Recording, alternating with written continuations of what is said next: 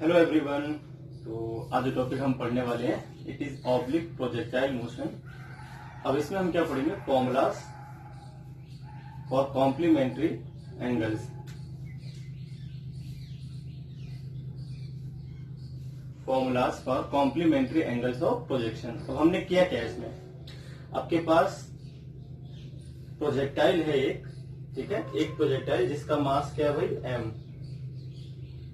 इसको आपने प्रोजेक्ट कर दिया पहले थीटा एंगल से, इनिशियल स्पीड थी u, ठीक है, और इसके बाद इसको प्रोजेक्ट किया है 90 माइनस थीटा एंगल से उसी इनिशियल स्पीड से। देखिए इनिशियल स्पीड इसकी भी u है और इसकी भी u है, ये सेम ही प्रोजेक्टाइल है। इसको आपने दो अलग अलग बार प्रोजेक्ट किया। मास m का एक प्रोजेक्टाइल था, इनिशियल स्पीड u से, इसको हमने प्रोजेक्ट किया एक बार थीटा एंगल से और एक बार 90 माइनस थीटा एंगल से। तो टाइम ऑफ फ्लाइट t1 यहाँ पर मान लिया, t2 यहाँ पर मान लिया, हाइट हो गई h1 h2 और r1 और r2। देखते हैं इनमें से क्या क्या चीजें इक्वल आती हैं, क्या डिफरेंट आती हैं और क्या उनके बीच रिलेशन बनता है। तो हम सारी बातें सीखेंगे इसमें कि t1 t2 के बीच क्या रिलेशन आएगा, h1 h2 के बीच क्या रिलेशन आएगा, r1 r2 के बीच क्या रिलेशन आएगा। इस तरह से हम सारी बातें सीखेंगे इसमें, ठीक है। चलिए स्टार्ट करते हैं।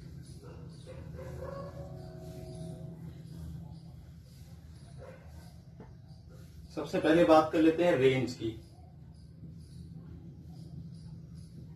हॉरिजॉन्टल रेंजेस क्या आएंगी इसकी, ठीक है भाई। चलिए तो देखते हैं। अच्छा, आर का जो फॉर्मूला था अपने पास, तो वो था u square sine 2 theta upon में g। क्लियर है? अगर इस फॉर्मूले से हम करना स्टार्ट करते हैं तो पहले वाले केस में जो r1 आएगा, r1 क्या हो जाएगा? u स्क्वायर, इनिशियल स्पीड तो u ही है, फिर साइन एंगल यहां पर थीटा है तो थीटा ही आएगा, ठीक है, थीटा एंगल है, थीटा आ जाएगा। 2 तो पहले से फॉर्मूले में था, और अपॉन में क्या आ जाएगा? g। क्लियर है? तो r1 आ गया आपके पास। सिमिलरली अगर हम r2 देखें तो r2 क्या आएगा भाई? u स्क्वायर, इसकी भी इनिशियल स्पीड u है, साइन 2। अब देखिए एंगल क्या है, अगर थीटा आता है तो एंगल आपको थीटा लिखना है। अगर एंगल 90 माइनस थीटा है तो यहाँ पर क्या आ जाएगा अपने पास? 90 माइनस थीटा आ जाएगा अपॉन में जी। अब देखिए R2 क्या हो जाएगा? R2 हो जाएगा u square sign 180 minus 2 theta. Clear है? 180 माइनस 2 थीटा। यहां से अगर हम देखें तो R2 क्या आ जाएगा? R2 आपका आ जाएगा u square sign 180 minus theta होता है साइन थीटा के इक्वल, तो आ जाएगा साइन 2 थीटा अपॉन में जी।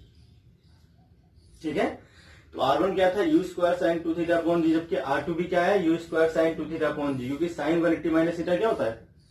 Sign 180 minus theta is equal to होता है, अल्फा लेते हैं, साइन 180 माइनस अल्फा होता है साइन अल्फा के इक्वल। तो उस हिसाब से आपके पास R2, इसका मतलब क्या हो गया कि R1 R2 क्या है? आपस में बराबर है। दोनों की रेंजेस क्या आ जाएंगी भाई? बराबर आ जाएंगी। तो R1 निकल आया, R2 निकल आया। अब यहाँ पे नोट लिख लेंगे हम लोग। If A projectile is projected with same initial speed at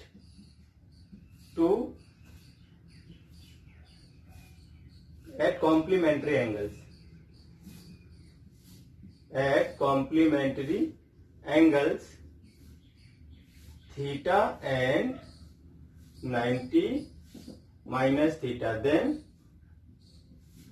horizontal ranges in both cases will be same। Clear हो गया भाई? इसका मतलब रेंजेस क्या आ गई? R1 R2 दोनों ही बराबर आएंगे किसके? u square sine 2 theta upon g के ही इक्वल आ जाएंगे, दोनों ही बराबर आ जाएंगे आपके एग्जैक्टली। ठीक है भाई, न कम न ज्यादा। तो यहां पर आप बात लिखते हैं R1 is equal to R2। ठीक है, दोनों ही क्या आ गए? इक्वल आ गए। फिगर को आप बन रहने देंगे। R1 is equal to R2 is equal to आ जाएगा U square sine 2 theta upon में G। तो इस तरह से अपना ये आ जाएगा। इसको R के बराबर मान लेते हैं, इज इक्वल टू R। ठीक है, वेरिएबल ले लिया हमने R, जिसके बराबर है R1 R2 is equal to R। तो R1 भी इक्वल आ गया, R2 भी इक्वल आ गया, सीधे R के इक्वल आ गया। तो U square sine 2 theta upon G को हमने सीधे R के इक्वल मान लिया। दोनों की रेंजेस क्या है, सेम। अब देखते हैं टाइम ऑफ फ्लाइट्स में क्या रिलेशन आएगा। ठीक है, तो रेंजेस तो भाई दोनों क्या हो गई, बराबर हो गई। अब देखते हैं टाइम ऑफ फ्लाइट्स के बीच क्या रिलेशन आएगा इस केस में।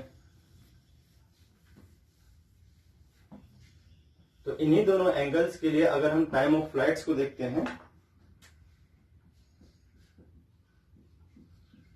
टाइम ऑफ फ्लाइट्स, T1 क्या आ जाएगा, T1 आ जाएगा आपका 2U साइन थीटा अपॉन में G। ठीक, और T2 क्या आ जाएगा भाई आपका, T2 आ जाएगा 2U sine 90 minus theta upon में G। क्लियर होगी बात।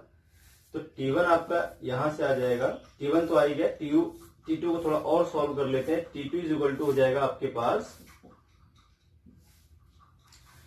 2U साइन 90 माइनस थीटा होता है भाई कॉस थीटा के इक्वल। तो ये आ जाएगा आपका कॉस थीटा अपॉन G। आप रीजन यहां लिख सकते हो, क्योंकि sine 90 minus theta is equal to होता है कॉस थीटा। तो T1 चल गया पता और T2 चल गया पता। ठीक है भाई, नाउ T1 अपॉन T2 करके देखते हैं क्या आएगा। तो T1 अपॉन T2 अगर हम करते हैं तो 2U साइन थीटा अपॉन में G divided by 2U cos theta upon में G इज इक्वल टू आ जाएगा tan थीटा। ठीक है भाई, तो इस केस में दोनों टाइम ऑफ फ्लाइट्स का जो रेशियो है वो आ जाता है tan थीटा, जहां पर थीटा क्या है, एंगल ऑफ प्रोजेक्शन। थीटा क्या है भाई, एंगल ऑफ प्रोजेक्शन। तो दोनों टाइम का रेशियो आपको चल गया पता कि दोनों टाइम ऑफ फ्लाइट्स जो आएंगी, देखिए अलग अलग आएंगी, कंफर्म बात है, सेम नहीं आएंगी। यहां पर T1 does not equal to T2 आएगा। रेंज सेम आती है पर टाइम ऑफ फ्लाइट सेम नहीं आती। अगर आप एक ही प्रोजेक्टाइल को दो डिफरेंट एंगल्स, जिसमें एक थीटा और एक 90 माइनस थीटा है, मतलब कॉम्प्लीमेंट्री एंगल्स पर आप फेंकते हो, तो उस केस में रेंज तो सेम आती है, R1 R2 इक्वल आते हैं, but time of flights equal नहीं आते। तो उनका रेशियो क्या आता है भाई, रेशियो आ जाता है ये। अब हम देखते हैं इनका मल्टीप्लाई क्या आएगा। T1 मल्टीप्लाई T2 करके देख लेते हैं क्या आने वाला है। मल्टीप्लाई अगर आप करते हो तो 2U साइन थीटा अपॉन में G multiply 2U cos theta upon में G। अब आप क्या करोगे, इसमें 2 अपॉन G तो आप लिख लो बाहर, और बाकी अंदर लिख दो 2U sign theta cos theta और अपॉन में आ जाएगा G। देखिए आपके सामने है T1 multiply T2 2 upon G 2U sign theta cos theta upon में G। तो ये क्या हो जाएगा भाई, 2 अपॉन में G, और ये आ जाएगा आपका U, यहां पे स्क्वायर हो जाएगा, U मल्टीप्लाई U हो जाएगा आपका U स्क्वायर।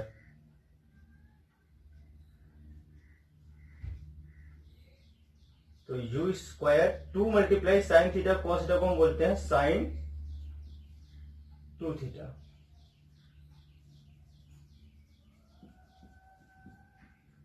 ठीक है, 2 into sine theta cos theta is equal to क्या होता है, साइन 2 थीटा। तो 2 साइन थीटा कॉस थीटा के प्लेस पे साइन 2 थीटा लिख के हमने ये लिख दी। T1 T2 मल्टीप्लाई आपके पास ये आ गया। ठीक है भाई, तो देखते हैं T1 T2 का मल्टीप्लाई क्यों क्या आ जाएगा आगे। ये रीजन आप यहां लिख देना, क्योंकि sine 2 theta is equal to होता है 2 साइन थीटा कॉस थीटा। तो 2 इंटू साइन थीटा, और ये स्क्वायर था तो U स्क्वायर तो है ही लिखा हुआ, फिर साइन 2 ये U स्क्वायर लिखा हुआ है। ठीक है भाई, साइन 2 थीटा अपॉन G आ गया। अब आगे देखते हैं T1 multiply T2 is equal to क्या हो जाएगा, 2/g। अब देखिए u स्क्वायर साइन 2θ/g किसके इक्वल था? R1 R2 दोनों ही इसी के इक्वल थे, जिसको हमने R मान लिया था। तो यहाँ पे रेंज मान लेंगे R। ठीक है, यहां लिख देता हूं मैं अब आगे। R1 is equal to R और R2 इज इक्वल टू भी क्या रहा है भाई? R। सेम ही वैल्यू दे रहे हैं। जहां पर R किसके इक्वल है? u स्क्वायर साइन 2θ/g के इक्वल है। तो यहां पर आ जाएगा आपके पास g into T1 into T2 divided by 2 is equal to आ जाएगा रेंज R। तो अगर आप एक ही प्रोजेक्टाइल को कॉम्प्लीमेंट्री एंगल्स पर फेंकते हो तो दोनों टाइम ऑफ फ्लाइट्स का जो रेशियो आता है वो tan थीटा के इक्वल आता है। तो पहली रिलेशन तो आपके पास ये बन गई, ये फॉर्मूला एक आ जाएगा। ठीक है, और इसके बाद अगर हम देखें तो T1 मल्टीप्लाई T2 किसके इक्वल आता है? तो ये फॉर्मूला है आपके पास। ठीक है, और T1 मल्टीप्लाई T2 जो आएगा इन्हीं दोनों केसेस के लिए ये आ जाएगा आपके पास ये जी T1 G2 अपॉन में ये। तो अगर आपको रेंज दे रखी हो, एक टाइम ऑफ फ्लाइट दे रखा हो, दूसरा टाइम ऑफ फ्लाइट पूछेगा, तो आप इस फॉर्मूले का इस्तेमाल कर सकते हो, इसका यूज कर सकते हो, इजीली आपका आंसर आ जाएगा। क्लियर है भाई? तो चलिए अब इसके बाद देख लेते हैं रेंज के बारे में कि रेंज का क्या आंसर आएगा भाई। रेंज तो आ गया, सॉरी मैक्सिमम हाइट का क्या आता है आंसर। तो मैक्सिमम हाइट के बारे में भी देख लेते हैं एक बार, क्या रिलेशन आएगा वहां पर।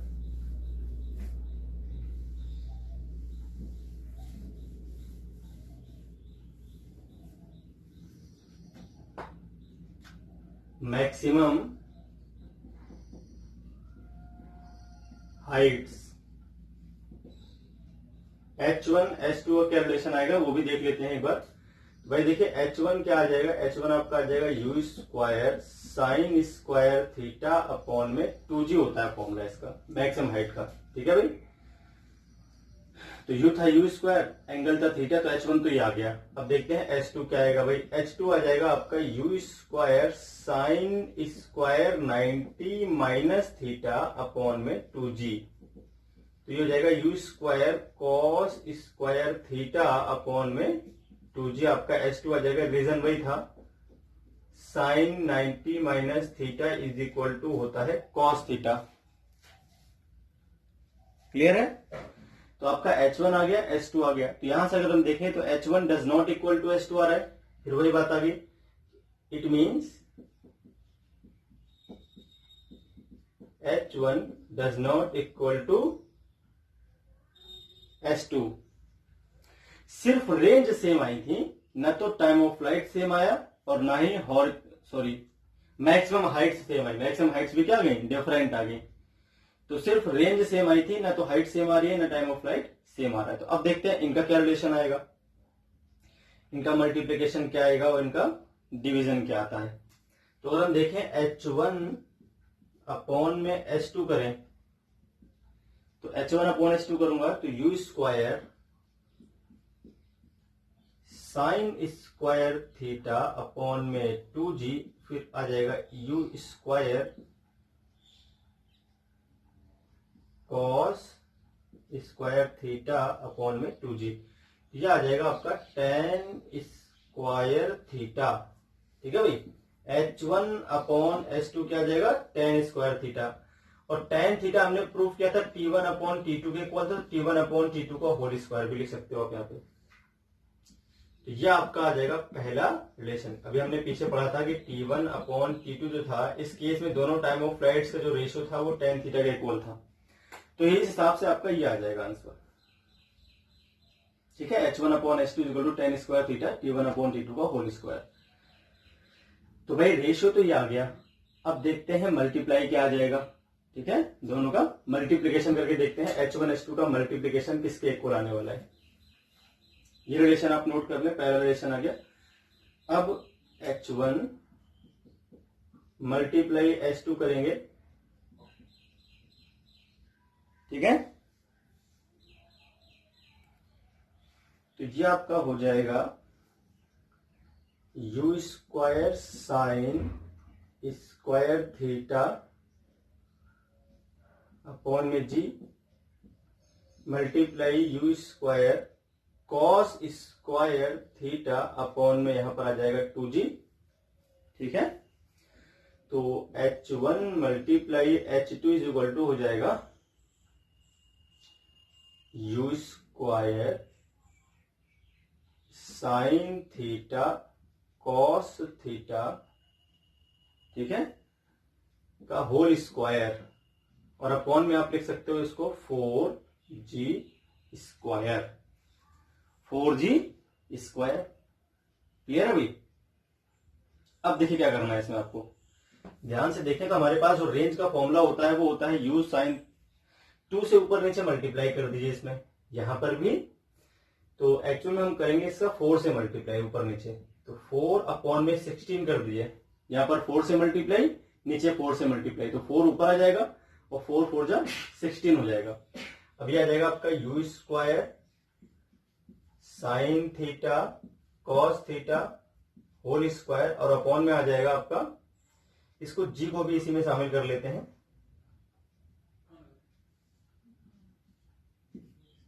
ये आ गया। ठीक है भाई,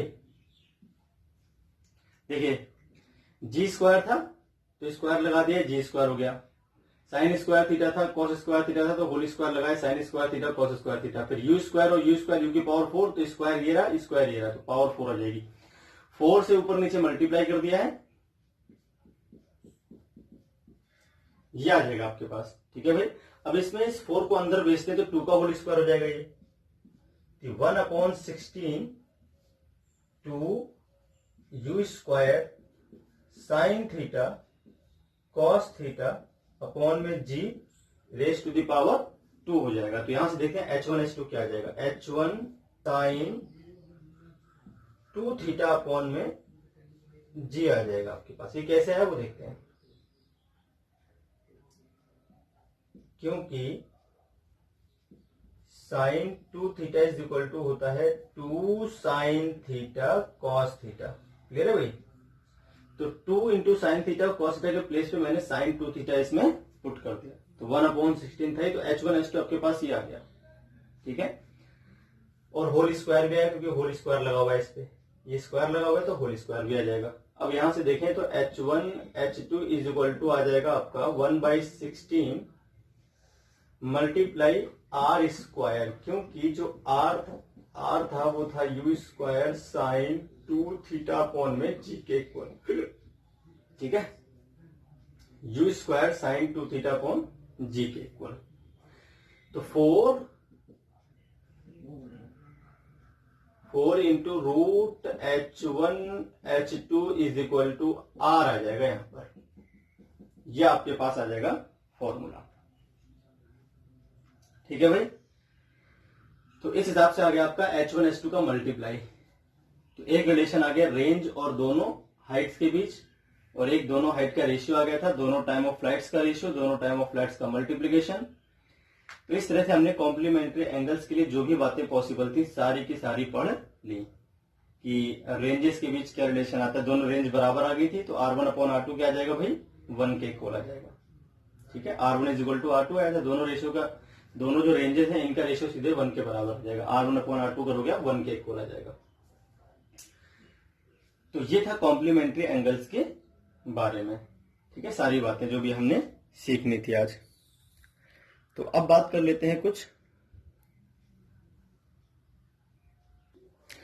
तो जो नेक्स्ट टॉपिक है इसमें क्या है, projectile passing through 2 different points on same height at t is equal to T1 and t is equal to T2।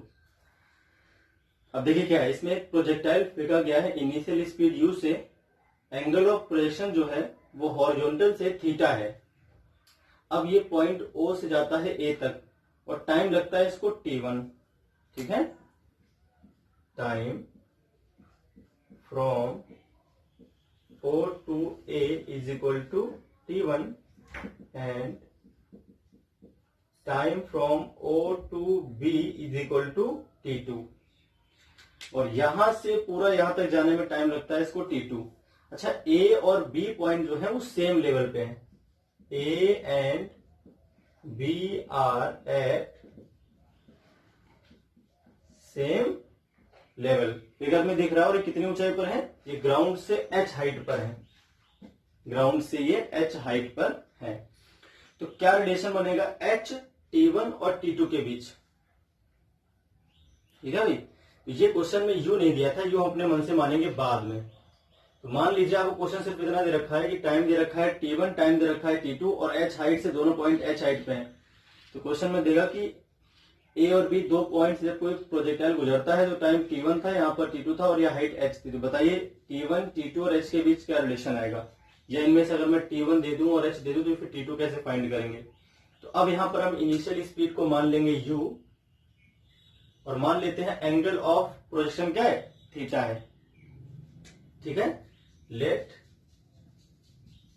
Initial speed is u and angle of projection is theta,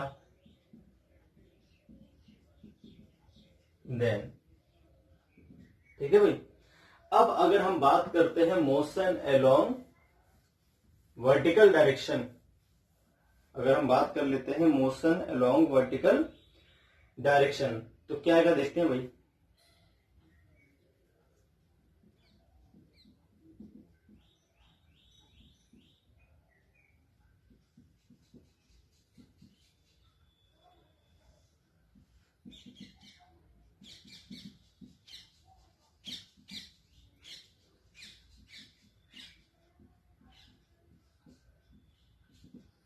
motion along vertical direction का मतलब हो गया Y axis के along. तो हमें Y axis के along सिर्फ motion को देखना है, बाकी कुछ नहीं देखना। तो वाई एक्सिस के अलोंग जो कंपोनेंट आता है उसको बोलते हैं हम यू वाई। ठीक है, जो कि यू साइन थीटा के इक्वल आता है। किसके इक्वल आता है भाई, u y, u sine theta के इक्वल हम पीछे पढ़ चुके हैं कई बार। तो अब अगर हम देखेंगे तो पहली क्वेश्चन क्या आएगी, देखिए ओ से लेकर ए तक के लिए वर्टिकल डायरेक्शन में जो डिस्प्लेसमेंट है वो कितना है, एच। तो एच सेकेंड क्वेश्चन का इस्तेमाल करना जा रहे हैं हम। फिर क्या आ जाएगा, you y multiply T1, time यहां से यहां तक का T1 था, फिर minus half g T1 square हो जाएगा। ये क्लियर है भाई, हाफ जी T1 स्क्वायर। तो यहां से आ जाएगा आपके पास u sine theta multiply T1 minus half g T1 square is equal to h। Equation number आ गई आपके पास फर्स्ट। ठीक है, अब बात कर लेते हैं फ्रॉम O टू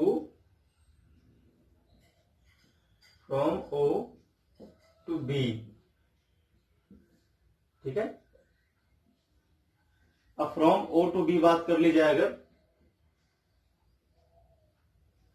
तो O टू B में क्या मिलेगा हमें, वही सेम हाइट। तो अभी भी वर्टिकल हाइट h ही रहने वाली है, और u y multiply T2 minus half g T2 square. U y तो सेम ही रहेगा इनिशियल, O से लेकर B तक की बात कर रहा हूं। अब देखिए क्या हो जाएगा भाई, h इज इक्वल टू आपके पास आ जाएगा u sine theta multiply T2 minus half g T2 square. Equation number हो गई आपके पास सेकेंड। ठीक, अब इन दोनों को कर लीजिए आप डिवाइड। तो dividing equation first and second, तो यहां से क्या मिलेगा भाई, h divided by h is equal to हो जाएगा u sine theta multiply T1 minus half g T1 square. Divide में क्या आ जाएगा, u sine theta multiply T2 minus half g T2 square. ठीक है, h बाई h है आपके पास 1 के equal, u sine theta T1 minus half g T1 square. फिर डिवाइड में आ जाएगा आपके पास u sine theta T2 minus half g T2 square. आप सीधे इक्वल भी कर सकते थे दोनों को। तो यहां से देखें तो हमारा आ जाएगा u sine theta multiply T2 minus half g T2 square is equal to u sine theta multiply T1 minus half g T1 square. ठीक है, अब आप क्या करोगे, जिनमें जिनमें u साइन थीटा उनको एक तरफ ले आते हैं और बाकी एक तरफ ले चलते हैं। तो हमें क्या मिल जाएगा, u साइन थीटा आप इधर ले कॉमन ले लो तो आ जाएगा T2 माइनस T1, और इधर ले आते हैं इसको तो हाफ g अगर हम कॉमन लेंगे तो T2 square minus T1 square, तो T2 minus T1, T2 minus T1 और T2 प्लस T1 हाफ, इधर आ जाएगा आपके पास u sine theta multiply T2 minus T1, तो T2 माइनस T1 से T2 minus T1 cancel, u sine theta आपके पास आ जाएगा T1 plus T2 multiply g और डिवाइडेड बाई 2। ठीक है भाई, ये इक्वेशन नंबर 3 कर देते हैं और इसको पुट कर लेते हैं इक्वेशन नंबर 1 में। ठीक है, इक्वेशन नंबर 3 हो गया यहां तक। अब लिखेंगे putting the value of u sine theta in first, कहां से, फ्रॉम थर्ड से, फर्स्ट में पुट कर लेते हैं। तो h इज इक्वल टू क्या आ जाएगा आपके पास, u sine theta multiply T1 था, तो u साइन थीटा की वैल्यू पुट कर लेते हैं T1 plus T2 multiply g by 2, u sine theta की वैल्यू मल्टीप्लाई था T1 minus half g T1 square. ठीक है, अब इसको कर देते हैं, ये जरूरत नहीं है इसकी, सॉल्व करते हैं थोड़ा सा और। तो इस केस में क्या आ जाएगा अपने पास, half g T1 square plus g into T1 into T2 by 2 minus half g T1 square h, तो ये तो हो गया आपस में कैंसिल, तो आपका जो फाइनल आंसर आ गया वो आ गया g T1 T2 by 2 is equal to h। क्या आपका फॉर्मूला आ जाएगा वो ये आ जाएगा। ठीक है, जो केस मैंने लिखा था उसके लिए h T1 T2 के बीच आपके पास ये रिलेशन आ गया। तो भाई इस तरह से आपको ये सॉल्व करना था।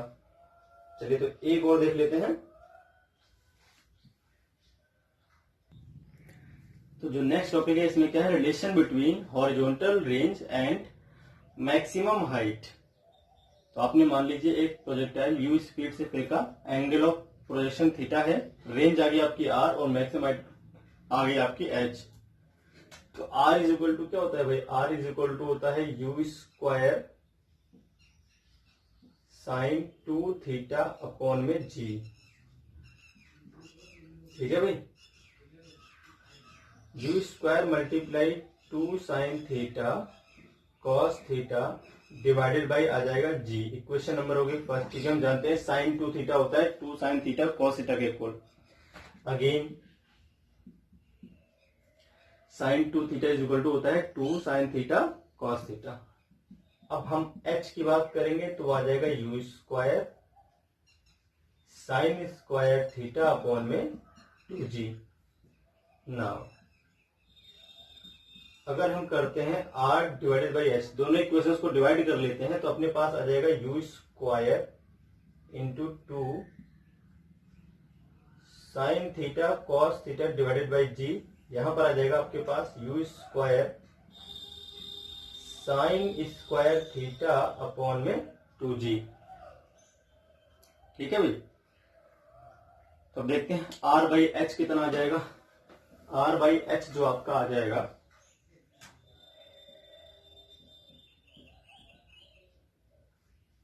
u स्क्वायर से u स्क्वायर कैंसिल हो जाएगा, g से g भी कैंसिल हो जाएगा, ये 2 पलट के ऊपर चला जाएगा तो हो जाएगा 4। ये 2 आ गया आपका यहाँ पर 4 से मल्टीप्लाई हो गया।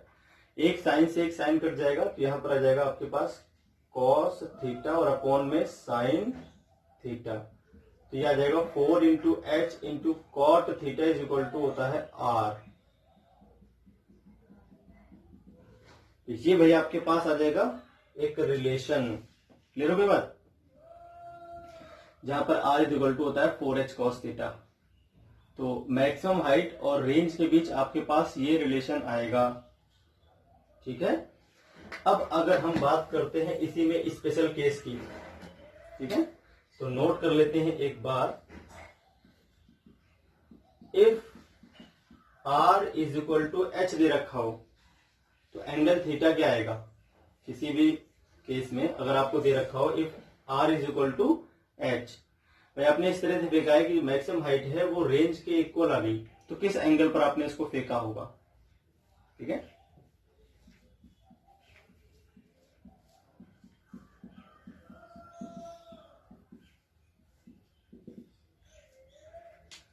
तो हम जानते हैं जो रिलेशन आता है वो आता है R is equal to 4H cot theta. तो यहां से अगर हम देखें तो R अपॉन H क्या आ जाएगा? 4 cot थीटा। ठीक है, तो यहां से R अपॉन में R आ जाएगा आपका 4 cot थीटा, क्योंकि R इज इक्वल टू दे रखा है H। ठीक, तो यहां से आ जाएगा 1 इज इक्वल टू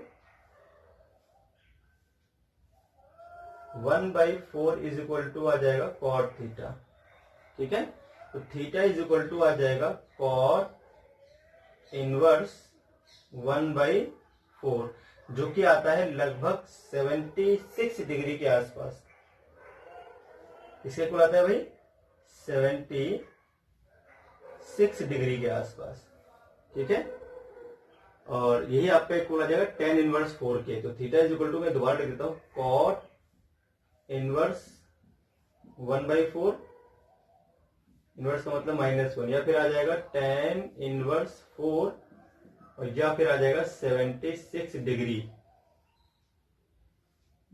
ये है आपका आंसर। ठीक है भाई, तो अगर किसी प्रोजेक्टाइल को हम इस तरह से फेंकें कि उसकी जो रेंज है उसकी मैक्सिमम हाइट के इक्वल आ जाए, तो आपके पास थीटा जो आता है वो 76 डिग्री आता है, या फिर tan इनवर्स 4 आता है, या फिर cot इनवर्स 1/4 आ जाता है। ठीक है भाई, और अगर हम देखें एक और नोट लिख लेते हैं इसी में।